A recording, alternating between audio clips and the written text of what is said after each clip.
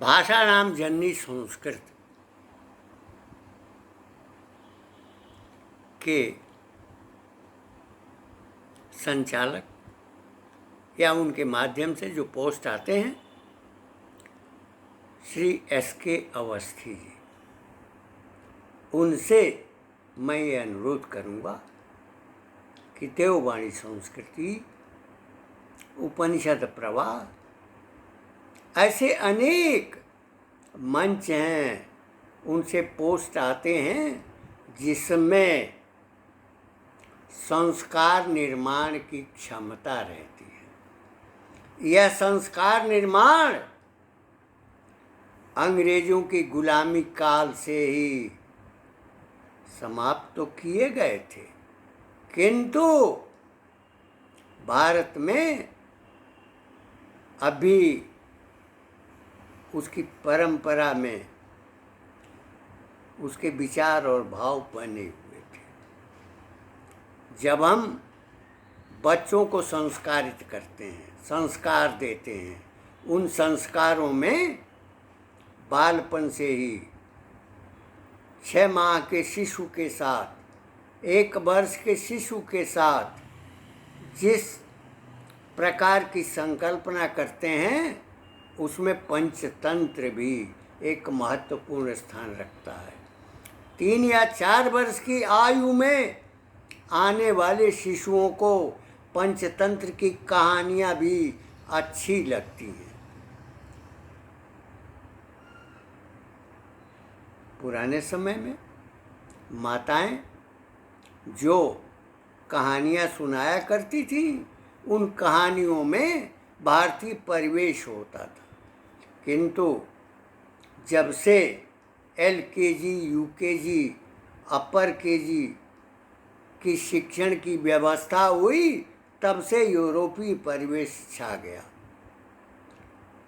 मैं इस आशय से भाषाणाम जननी संस्कृत भाषा, विशेषकर S.K. अवस्थी जी से यह आग्रह करूँगा कि पाठ्यक्रम से संबंधित एक समिति का गठन करने का कष्ट करें, जिसके अंतर्गत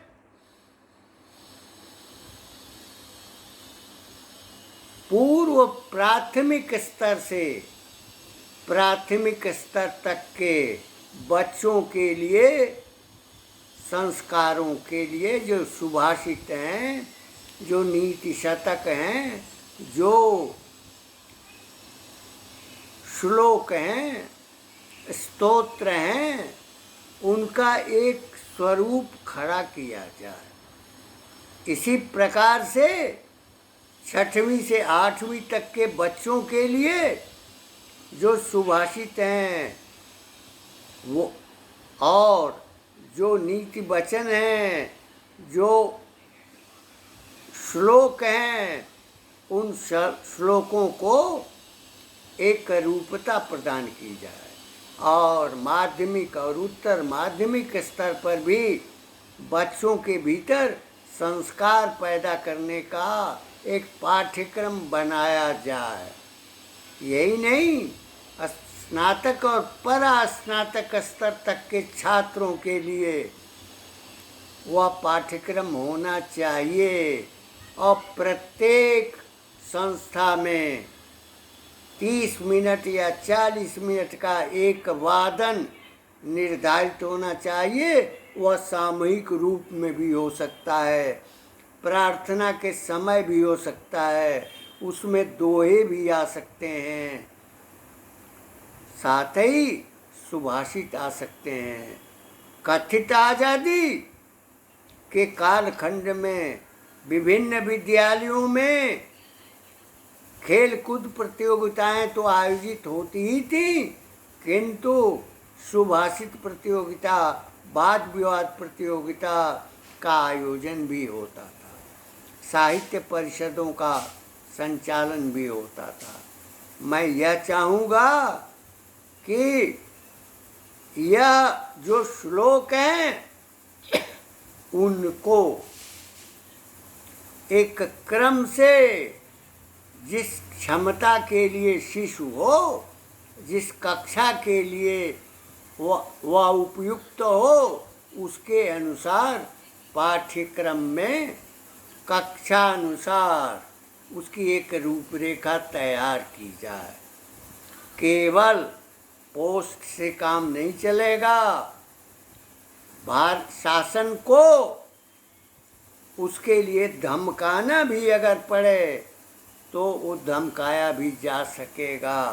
तो अवस्थी जी से मैं ये कहूँगा, निवेदन करूँगा कि आप में ऊर्जा है, आप इस संकलन का कार्य जो कर रहे हैं, अब मैं उसको अपनी फेसबुक में शेयर कर रहा हूँ, उसकी गहराई को मैं समझ रहा हूँ और उसका अनुभव भी कर रहा हूँ कि ये संस्कार जब निर्मित होंगे तो व्यक्ति में, विद्यार्थी में आत्मविश्वास, आत्मचेतना का विकास होगा और वह विकास की धारा गुलाम वंश के कथित आज़ादी के शासन काल में जवाहरलाल नेहरू के द्वारा यूरोपियन गुलामी सौंपी गई है, प्रसारित की गई है।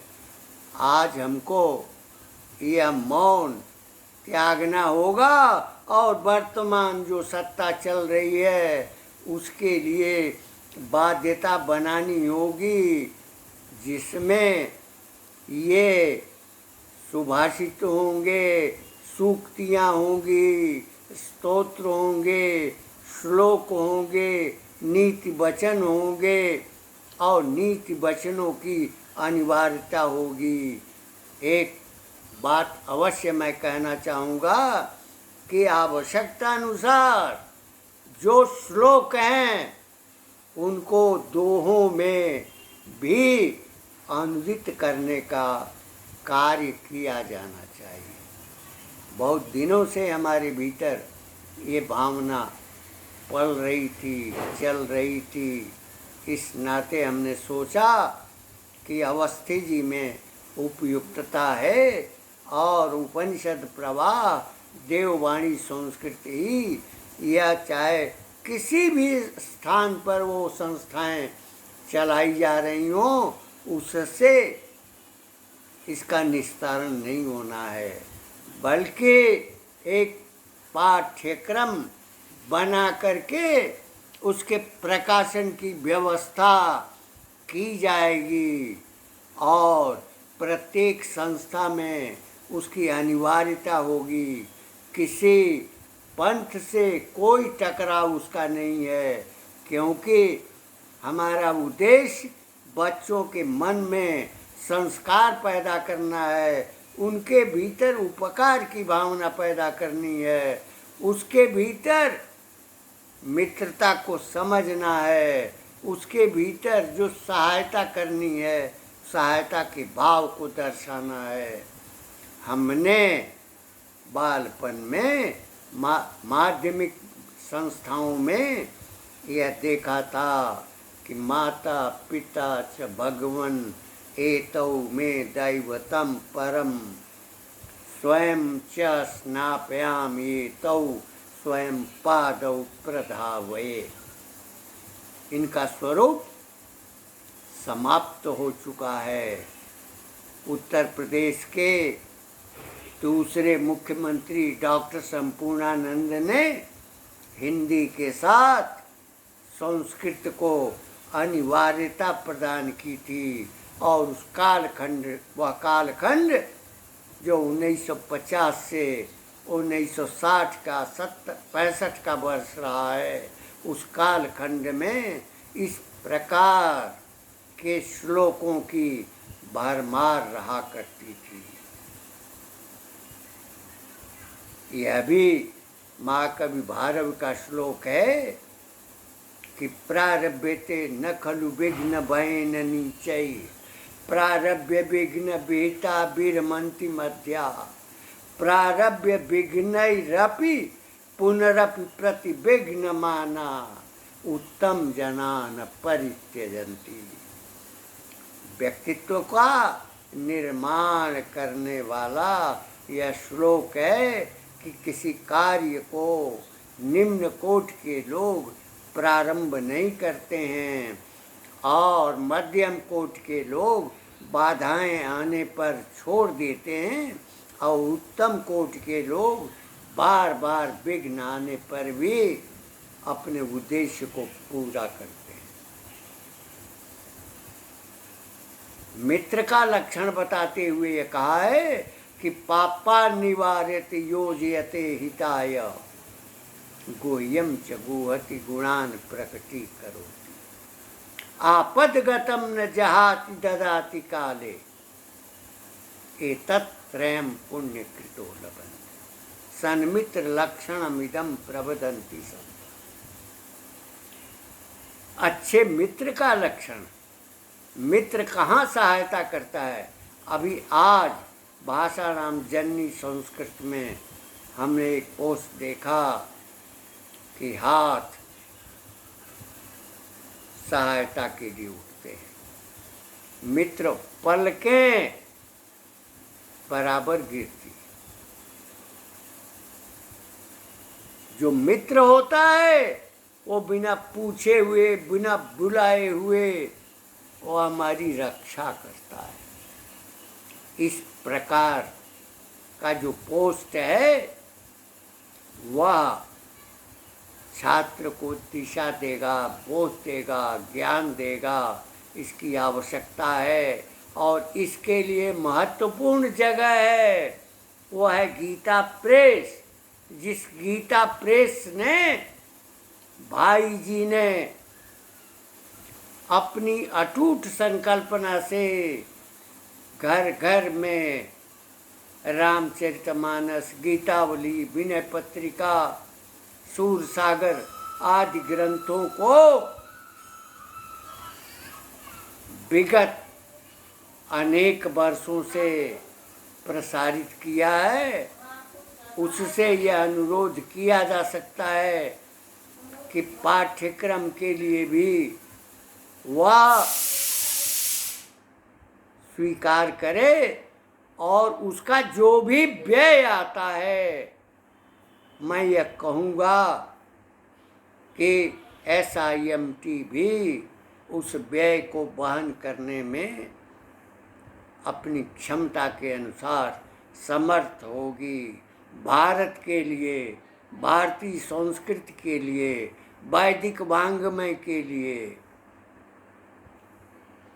उपनिषदों के, पुराणों के स्वरूपों के जो उनके भीतर जो रस है, जो प्रवाह है, विद्यमान है, वो हमारी अगली पीढ़ी को बराबर बनता रहे। यह नष्ट हो चुका है। हमको इस पर सोचना होगा।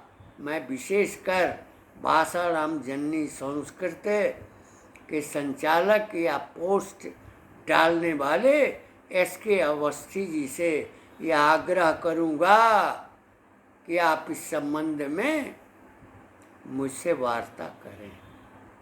इन शब्दों के साथ मैं अपनी वाणी को विराम देते हुए यह चाहूँगा कि संस्कृत भाषा जो संस्कार की भाषा है, व्यक्तित्व के निर्माण की भाषा है, व्यक्ति के निर्माण की भाषा है और